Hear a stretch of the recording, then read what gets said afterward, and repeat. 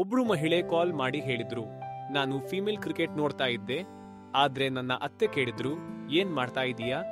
TV off ಮಾಡಿ ರೊಟ್ಟಿ ಮಾಡು. ಹುಡುಗಿಯರಿಗೆ ಅನೇಕ ಬಾರಿ ಮನೆಗಳಲ್ಲಿ ಹೇಳಲಾಗುತ್ತೆ, ನೀನು ಜಿಮ್ಗೆ ಹೋದ್ರೆ ನಿನ್ನ ಶರೀರ ಸೌಮ್ಯವಾಗಿರುತ್ತಲ್ಲ, ಭುಜಗಳು ಅಗಲವಾಗಿ ಬಿಡುತ್ತವೆ, ನಿನ್ನನ್ನ ಯಾರು ಇಷ್ಟಪಡ್ತಾರೆ?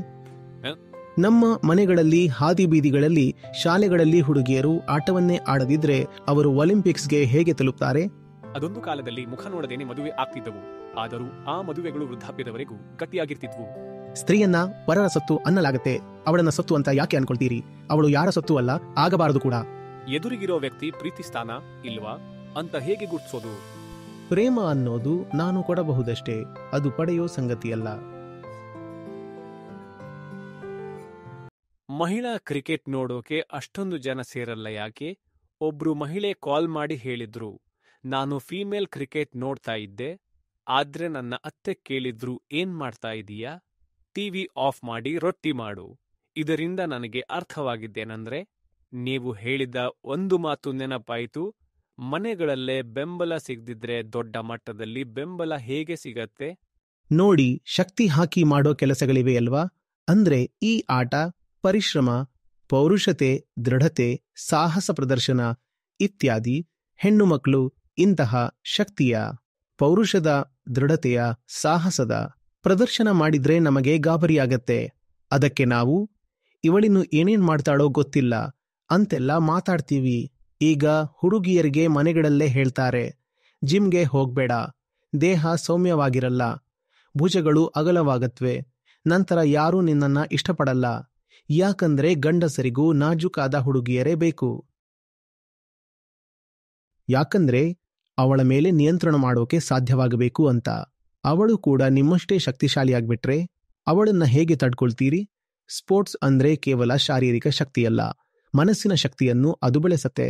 ಸ್ಪೋರ್ಟ್ಸ್ನಿಂದ ಕಲಿಯೋದೇನೆಂದ್ರೆ ಸೋಲೋ ಪರಿಸ್ಥಿತಿಯಲ್ಲೂ ಗೆಲ್ಲೋದು ಹೇಗೆ ಅಂತ. ಹೆಣ್ಮಕ್ಳು ಇದನ್ನೆಲ್ಲ ಕಲಿತ್ರೆ ನಮ್ಮ ಮನೆಗಳಲ್ಲಿ ದೊಡ್ಡ ಸಮಸ್ಯೆ ಆಗತ್ತೆ. ಹಾಗಾಗಿ ನಾವು ಹೆಣ್ಮಕ್ಳನ್ನ ಆಟ ಆಡೋಕೆ ಪ್ರೇರೇಪಿಸೋದಿಲ್ಲ. ಅವರು ಆಟ ಆಡೋದಕ್ಕೆ ಹೋದ್ರೂ ಕೂಡ ನಾವು, ಅಯ್ಯೋ ಬಿಡಿ, ಹುಡುಗಿಯರ ಆಟವನ್ನ ಯಾರು ನೋಡ್ತಾರೆ, ಏನು ಮಾಡ್ತೀರಾ ನೋಡಿ ಅಂತೆಲ್ಲ ಮಾತಾಡ್ತೀವಿ. ಆದರೆ ಹೆಣ್ಮಕ್ಕಳ ಒಂದು ಆಟವನ್ನು ಮಾತ್ರ ನನ್ನ ಪುರುಷರು ತುಂಬಾ ದಿಟ್ಟಿಸಿ ನೋಡ್ತಾರೆ, ಅದಂದ್ರೆ ಸ್ವಿಮ್ಮಿಂಗ್. ಸರ್, ನಾನು ಇಷ್ಟೊತ್ತಿಂದ ನಿಮ್ಮ ಜೊತೆ ಮಾತಾಡ್ತಾ ಇದ್ದೀನಿ, ಆದರೆ ನಿಮ್ಮ ಹಿನ್ನೆಲೆ ಗೊತ್ತಾದ ಮೇಲೆ ತಿಳಿಯಿತು ನಿಮ್ಮದು ಇಂಗ್ಲಿಷ್ ಬ್ಯಾಕ್ಗ್ರೌಂಡ್ ಅಂತ. ಆದರೆ ನಿಮ್ಮ ಎಲ್ಲ ವಿಡಿಯೋಗಳಲ್ಲಿ, ಸಂವಾದಗಳಲ್ಲಿ ನಾನು ನೋಡಿದ್ದು ಅವೆಲ್ಲವೂ ಹಿಂದಿಯಲ್ಲಿವೆ. ನೀವು ಹಿಂದಿಯನ್ನು ಪ್ರೋತ್ಸಾಹಿಸುತ್ತಿದ್ದೀರಾ ಅಥವಾ ನಿಮಗನಿಸ್ತಾ ಇದೆಯಾ ಹಿಂದಿಯಲ್ಲಿ ಭಾವನೆಗಳನ್ನು ಹೆಚ್ಚು ಚೆನ್ನಾಗಿ ವ್ಯಕ್ತಪಡಿಸಬಹುದು ಅಂತ? ಇಲ್ಲ, ನಾನು ಇಂಗ್ಲಿಷ್ನಲ್ಲೂ ಮಾತನಾಡಿದ್ದೀನಿ. ನೀವು ನಮ್ಮ ಇಂಗ್ಲಿಷ್ ಚಾನೆಲ್ ನೋಡಿ, ಅಲ್ಲಿಯೂ ಸುಮಾರು 2000 ವಿಡಿಯೋಗಳಿವೆ. ಆದ್ರೆ ಇಂಥ ವೇದಿಕೆಗಳಲ್ಲಿ ಹೆಚ್ಚಾಗಿ ಹಿಂದಿಯಲ್ಲೇ ಮಾತನಾಡಿದೀರಿ. ನಾನು ಹಿಂದಿಯಲ್ಲಿ ಮಾತನಾಡುವುದು ಯಾಕಂದ್ರೆ ಎಲ್ಲರನ್ನೂ ತಲುಪಬೇಕು ಅಂತಷ್ಟೇ. ನಾನು ಇಂಗ್ಲಿಷ್ನಲ್ಲೂ ಕೂಡ ಮಾತನಾಡಬಹುದು, ಈಗಲೂ ನಾನು ಮಾತನಾಡಬಹುದು, ಅನೇಕ ಸಲ ಮಾತಾಡಿಯೂ ಇದ್ದೀನಿ. ಆದರೆ ನಿಜವಾಗಿ ಹೇಳ್ಬೇಕಂದ್ರೆ ನಾನು ಈಗ ಹೇಳ್ತಿರೋದನ್ನ ಶುದ್ಧ ಇಂಗ್ಲಿಷ್ನಲ್ಲಿ ಹೇಳ್ತಾ ಹೋದ್ರೆ ಈ ಮಾತು ಅಷ್ಟು ಸ್ಪಷ್ಟವಾಗಿರ್ತಿತ್ತಾ? ಅರ್ಥ ಮಾಡಿಕೊಳ್ಳೋಕೆ ಸುಲಭವಾಗ್ತಿತ್ತಾ? ಇಲ್ಲ. ಇದೀಗ ನಾವು ನಮ್ಮ ಮಣ್ಣಿನ, ನಮ್ಮ ನೆಲದ ಭಾಷೆಯಲ್ಲಿ ಮಾತಾಡ್ತಾ ಇದ್ದೀವಿ, ಹೀಗಾಗಿ ಮಾತು ನಮಗೆ ಸುಲಭವಾಗಿ ಅರ್ಥವಾಗ್ತಿದೆ. ಇದನ್ನೇ ಇಂಗ್ಲಿಷ್ನಲ್ಲಿ ಮಾತನಾಡಿದ್ರೆ ಅದು ತಲುಪೋದಿಲ್ಲ. ಇನ್ನೊಂದು ವಿಷಯ ಏನೆಂದ್ರೆ, ನಾನು ಅತ್ಯಂತ ಉನ್ನತವಾದ ಮಾತನ್ನು ಕೊನೆಯ ವ್ಯಕ್ತಿಯವರೆಗೆ ತಲುಪಿಸಬೇಕು ಅನ್ನೋ ಆಶಯ ಹೊಂದಿದ್ದೀನಿ. ಇಂಗ್ಲಿಷ್ ಬಾರ್ದವರಿಗೆ ಆಧ್ಯಾತ್ಮದ ಮೇಲೆ ಅಧಿಕಾರ ಇಲ್ವಾ? ಭಾರತದಲ್ಲಿ ಸಾಮಾನ್ಯವಾಗಿ ಭಾಷೆ ಮತ್ತು ಆರ್ಥಿಕ ಸ್ಥಿತಿಯ ನಡುವೆ ಬಹಳ ಆಳವಾದ ಸಂಬಂಧವಿದೆ. ನಾನು ಇಂಗ್ಲಿಷ್ನಲ್ಲಿ ಮಾತನಾಡ್ತಿದ್ರೆ ನಾನು ಎಂದಿಗೂ ಬಡವರನ್ನ ತಲುಪೋದಕ್ಕೆ ಸಾಧ್ಯವಿಲ್ಲ. ನಾನು ಇಂಗ್ಲಿಷ್ನಲ್ಲೇ ಮಾತಾಡ್ತಾ ಇದ್ರೆ ಸಮಾಜದಲ್ಲಿನ ಬಡವರನ್ನ, ದಲಿತರನ್ನ, ಹಿಂದುಳಿದವರನ್ನ, ಶೋಷಣೆಗೆ ಒಳಗಾದವರನ್ನ ನಾನು ತಲುಪೋಕ್ಕಾಗಲ್ಲ. ನಾನು IIM ಹಿನ್ನೆಲೆಯಿಂದ ಬಂದಿದ್ದೀನಿ ಅಂದ ಮಾತ್ರಕ್ಕೆ ಅಲ್ಲಿದ್ದ ಎಲೀಟ್ ಗ್ರೂಪ್ನಲ್ಲಿ ಮಾತನಾಡ್ತಾ ಇರೋದೇ ನನ್ನ ಕೆಲಸ ಅಲ್ಲ. ನನಗೆ ಆ ಎಲೀಟ್ ಗ್ರೂಪ್ನಲ್ಲಿ ಮಾತ್ರ ಉಳಿಯಬೇಕಿತ್ತಂದ್ರೆ ನಾನು ಅಲ್ಲಿಯೇ ಕುಳಿತಿರ್ತಿದ್ದೆ. ಆದರೆ ನನಗೆ ಅಲ್ಲಿರೋದು ಬೇಡವಾಗಿದೆ, ನನಗೆ ಎಲ್ಲರವರೆಗೆ ತಲುಪಬೇಕಾಗಿದೆ. ಅದಕ್ಕೋಸ್ಕರ ನಾನು ಬಂದಿದ್ದೀನಿ. ಹಾಗಾಗಿ ನಾನೆಲ್ಲವನ್ನು ಬಿಟ್ಬಿಟ್ಟು ಇಲ್ಲಿ ಬಂದು ಮತ್ತೆ ಇಂಗ್ಲಿಷನ್ನೇ ಹಿಡಿದುಕೊಂಡ್ರೆ ಅದು ಸಂಪೂರ್ಣವಾಗಿ ಅಸಂಬದ್ಧವಾಗಿ ಬಿಡುತ್ತೆ. ಸರ್, ನಿಮ್ಮ ವಿಡಿಯೋಗಳು, ನಿಮ್ಮ ಆಲೋಚನೆಗಳು ಜನರನ್ನ ತಲುಪ್ತಾ ಇವೆ. ನಿಮಗೆ ವಿಶ್ವದಾದ್ಯಂತ ಪ್ರೀತಿ ಸಿಗ್ತಾ ಇದೆ.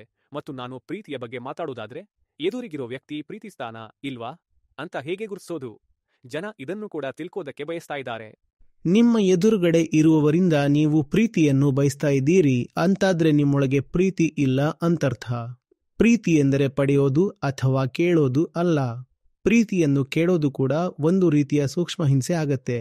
ಪ್ರೀತಿ ಅಂದ್ರೆ ತನ್ನ ಪೂರ್ಣತೆಯ ಅಭಿವ್ಯಕ್ತಿ. ಪ್ರೀತಿ ಅಂದ್ರೆ ನಾನು ಕೊಡೋದು, ಅದನ್ನ ಕೇಳೋದಲ್ಲ. ಎದುರಿಗಿರೋ ವ್ಯಕ್ತಿ ನನ್ನನ್ನ ಪ್ರೀತಿಸ್ತಾನಾ ಇಲ್ವಾ ಅನ್ನೋ ಪ್ರಶ್ನೆನೇ ಅಸಂಬದ್ಧ. ಮೊದಲು ನಮ್ಮೊಳಗೆ ಪ್ರೀತಿ ಇದೆಯೋ ಇಲ್ವೋ ಅನ್ನೋದನ್ನ ನಾವು ನೋಡ್ಕೋಬೇಕು. ಪ್ರೀತಿಗೆ ಅರ್ಹರಾಗಿದ್ದೀವಾ ಇಲ್ಲವಾ ಅನ್ನೋದನ್ನ ನೋಡ್ಕೋಬೇಕು. ಪ್ರೀತಿಯು ಪಡೆಯುವಂಥ ಸಂಗತಿಯಲ್ಲ.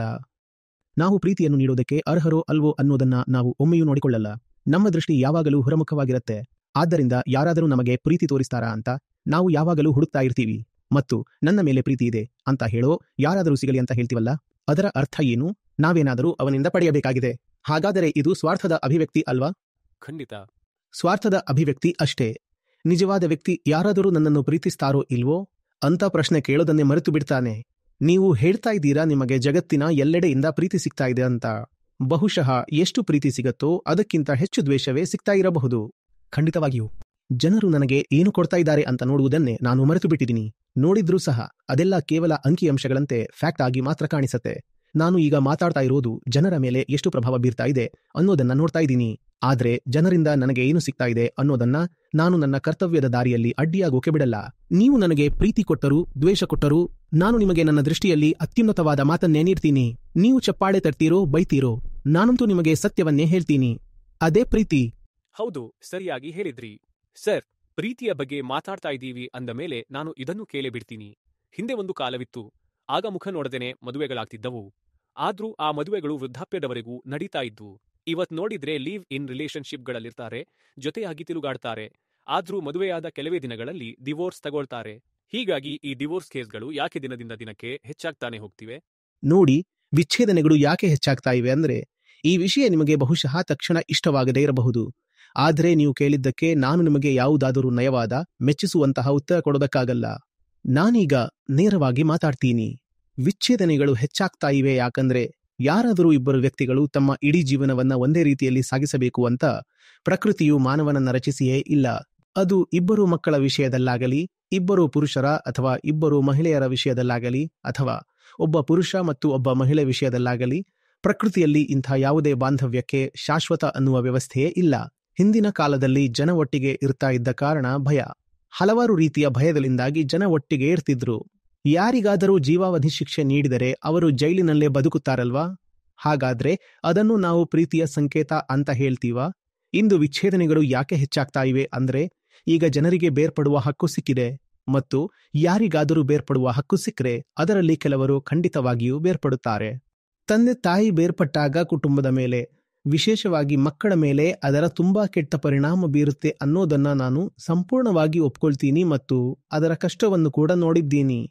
ಆದರೆ ನಾನು ಕಂಡ ಇನ್ನೊಂದು ವಿಷಯ ಅಂದ್ರೆ, ತಂದೆ ತಾಯಿ ದಿನರಾತ್ರಿ ಜಗಳವಾಡ್ತಾ ಇರ್ತಾರೆ ಮತ್ತು ಇಬ್ಬರ ನಡುವೆ ಯಾವುದೇ ತರಹದ ಹೊಂದಾಣಿಕೆಯೂ ಇರಲ್ಲ.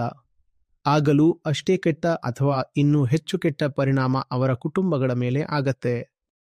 ಅಲ್ಲಿ ಅವರು ಬಲವಂತವಾಗಿ ಒಂದೇ ಮನೆಯಲ್ಲಿರಬೇಕಾಗತ್ತೆ. ಅಂತಹ ಕುಟುಂಬಗಳಿಂದಲೂ ಮಕ್ಕಳು ತುಂಬಾ ಹಾಳಾಗುತ್ತಾರೆ. ಹೀಗಾಗಿ ಕೆಲವರ ಮಟ್ಟಿಗೆ ಸಂಬಂಧ ಮುರಿದು ಬೀಳೋದು ಅನಿವಾರ್ಯವಾಗಿ ಕೆಟ್ಟದ್ದೇ ಆಗಬೇಕು ಅಂತಿಲ್ಲ. ನಾನು ಎಲ್ಲರಿಗೂ ತಮ್ಮ ಸಂಬಂಧಗಳನ್ನು ಮುರಿಯಿರಿ ಅಂತ ಹೇಳ್ತಿಲ್ಲ. ಆದರೆ ನೀವು ಇಲ್ಲಿ ಕುಳಿತಿರುವವರು, ನಿಮ್ಮ ಕಂಪನಿಗಳಲ್ಲಿ ಉನ್ನತ ಸ್ಥಾನದಲ್ಲಿರುವವರು, ನಿರ್ಣಯಗಳನ್ನು ತೆಗೆದುಕೊಳ್ಳುವವರು, ನೀವು ತೆಗೆದುಕೊಳ್ಳುವ ಪ್ರತಿಯೊಂದು ನಿರ್ಣಯವೂ 100% ಸರಿಯಾಗಿರುತ್ತದೆಯಾ? ನೀವು ಹೈರಿಂಗ್ ಮಾಡೋದ್ರಲ್ಲಿ ಎಲ್ಲವೂ ಫುಲ್ ಪ್ರೂಫ್ ಆಗಿರತ್ತಾ ಅಥವಾ ಅಲ್ಲೂ ಎಡವಟ್ಟುಗಳಾಗ್ತಾವಾ? ಹಾಗೆ ಆಗತ್ತೆ. ನೀವು ಯಾರಿಗಾದರೂ ಪ್ರಮೋಷನ್ ಕೊಟ್ಟಾಗ 1 ವರ್ಷದ ನಂತರ ಗೊತ್ತಾಗಬಹುದಲ್ವಾ? ತಪ್ಪು ವ್ಯಕ್ತಿಗೆ ಪ್ರಮೋಷನ್ ಕೊಟ್ವಿ ಅಂತ. ನಾವು ಕೂಡ ಮನುಷ್ಯರೇ ತಾನೇ, ದೇವರು ಅಲ್ವಲ್ಲ ತಪ್ಪು ಮಾಡದೇ ಇರೋಕೆ.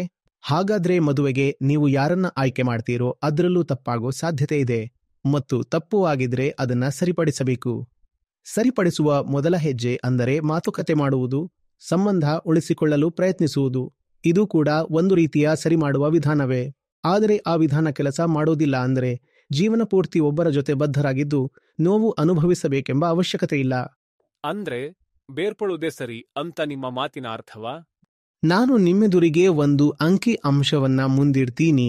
ಮೆಂಟಲ್ ಡಿಸೀಸ್ ಅಂತ ಏನಿವೆಯೋ ಜಗತ್ತಿನಲ್ಲಿ, ನೀವು ಸ್ವಲ್ಪ ರಿಸರ್ಚ್ ಮಾಡಿದ್ರೆ ಗೊತ್ತಾಗತ್ತೆ.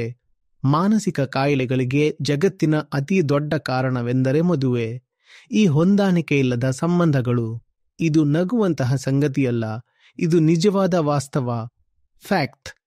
ನೀವು ಹೋಗಿ ನೋಡಿ, ಯಾವುದಾದರೂ ಸೈಕಾಲಜಿಯ ಎಕ್ಸ್ಪರ್ಟ್ ಅಥವಾ ಸೈಕಿಯಾಟ್ರಿಸ್ಟ್ ಹತ್ತಿರ, ಅವರು ನಿಮಗೆ ಹೇಳ್ತಾರೆ ನಮ್ಮ ಮೆದುಳನ್ನ ಜ್ವಾಲಾಮುಖಿಯಾಗಿ ಮಾಡೋವಂಥ ದೊಡ್ಡ ಕಾರಣ ಅಂದ್ರೆ ನಮ್ಮೊಂದಿಗೆ ಯಾವ ರೀತಿಯ ಹೊಂದಾಣಿಕೆಯೂ ಇಲ್ಲದವರ ಜೊತೆ ಬದ್ಧರಾಗಿ ಇಡೀ ಜೀವನ ಬದುಕೋದು.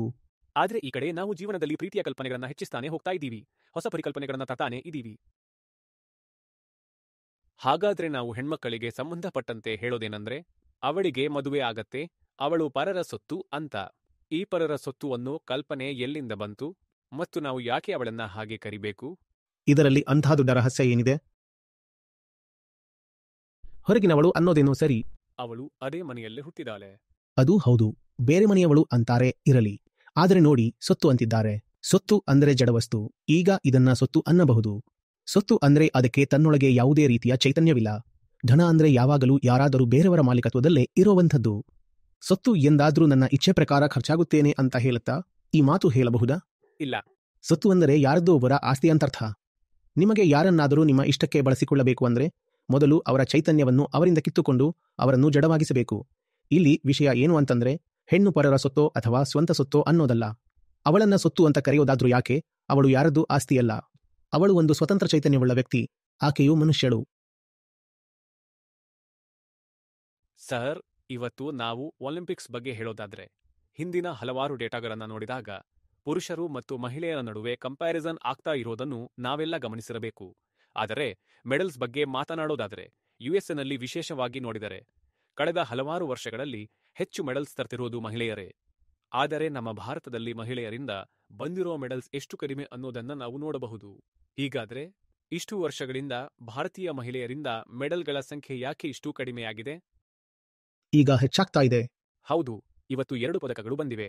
ಈಗ ಬಂದಿರೋ 3ರಲ್ಲಿ 2 ಮೆಡಲ್ ಮಹಿಳೆಯರದ್ದೇ ಕೊಡುಗೆ. ಯಾಕೆ ಇಷ್ಟು ಕಡಿಮೆ ಅಂತ ಕೇಳಿದ್ರಿ? ಯಾಕಂದ್ರೆ ನಾವು ಮಹಿಳೆಗೆ ಈ ಕ್ಷೇತ್ರವನ್ನೇ ಬಿಟ್ಟು ಕೊಟ್ಟಿಲ್ಲ. ಅವಳಿಗೆ ಆಟವಾಡೋದಕ್ಕೆ ಅವಕಾಶವನ್ನೇ ನೀಡಿಲ್ಲ. ಒಲಿಂಪಿಕ್ಸ್ ಅನ್ನೋದು ತುಂಬಾ ದೂರದ ವಿಷಯ. ನಮ್ಮ ಮನೆ ಮಠಗಳಲ್ಲಿ ಬೀದಿಗಳಲ್ಲಿ ಏನಾಗ್ತಿದೆ ಅನ್ನೋದು ತುಂಬಾ ಹತ್ತಿರದ ವಿಚಾರ. ನಮ್ಮ ಮನೆಗಳಲ್ಲಿ ಬೀದಿಗಳಲ್ಲಿ ಶಾಲೆಗಳಲ್ಲಿಯೇ ಹುಡುಗಿಯರು ಆಟವಾಡ್ತಾ ಇಲ್ಲ ಅಂದ್ರೆ ಅವರು ಒಲಿಂಪಿಕ್ಸ್ನಾದ್ರೂ ಹೇಗೆ ತಲುಪ್ತಾರೆ? ಭಾರತದಲ್ಲಿ ಮಹಿಳೆಯರು ಒಲಿಂಪಿಕ್ಸ್ನಲ್ಲಿ ಪದಕ ಯಾಕೆ ತರೋದಿಲ್ಲ ಅನ್ನೋದು ತುಂಬಾ ದೂರದ ಪ್ರಶ್ನೆ. ಭಾರತದಲ್ಲಿ ಮಹಿಳೆಯ ಪ್ರತಿನಿಧಿತ್ವ ಸಂಸತ್ತಿನಲ್ಲಿ ಯಾಕಿಷ್ಟು ಕಡಿಮೆ ಇದೆ? ಬೋರ್ಡ್ ರೂಮ್ಗಳಲ್ಲಿ ಕಡಿಮೆ ಇದೆ ಯಾಕೆ? ಆರ್ಥಿಕತೆಯಲ್ಲಿ ಯಾಕಿಷ್ಟು ಕಡಿಮೆ? ಸ್ಯಾಲರಿಯೂ ಕಡಿಮೆ.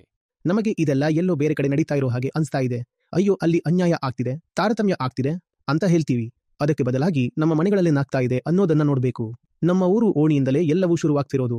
ಹೌದು, ಖಂಡಿತವಾಗಿಯೂ. ಹುಡುಗಿಯರನ್ನ ನಾವು ಎಷ್ಟು ಆಟವಾಡೋಕೆ ಪ್ರೇರೇಪಿಸುತ್ತೀವಿ ಅಂತ ಒಮ್ಮೆ ನೋಡಿ. ಅವರ ಕರಿಕ್ಯುಲರ್ ಚಟುವಟಿಕೆಗಳನ್ನ ಬೆಳೆಸೋಕೆ ಎಷ್ಟು ಉತ್ತೇಜನ ಕೊಡ್ತೀವಿ. ಆದರೆ ಅವಳ ಕೊಡುಗೆ ಅಂದ್ರೆ ಮನೆ ನೋಡ್ಕೊಳ್ಳೋದು, ವಂಶವೃದ್ಧಿ ಮಾಡೋದು ಅಂತಲೇ ತೀರ್ಮಾನ ಮಾಡ್ಬಿಟ್ಟಿದ್ದೀವಿ. ಅವರಿಗೆ ಸ್ವಂತ ಅಸ್ತಿತ್ವ ಇದೆ ಅನ್ನೋದನ್ನ ನಾವು ಮರೆತೇ ಬಿಟ್ಟಿದ್ದೀವಿ. ಅವರು ಮೊದಲು ಮನುಷ್ಯರು, ಆನಂತರ ಮಹಿಳೆ. ನಮ್ಮೊಳಗಾಗಲಿ ನಮ್ಮ ಸಂಸ್ಕೃತಿಯಲ್ಲಾಗಲಿ ಬಂದೇ ಇಲ್ವೇನೋ ಅನ್ನೋ ಥರ ಇದೆ ಈ ವಿಷಯ. ಆಗಲಿ, ಸರಿ.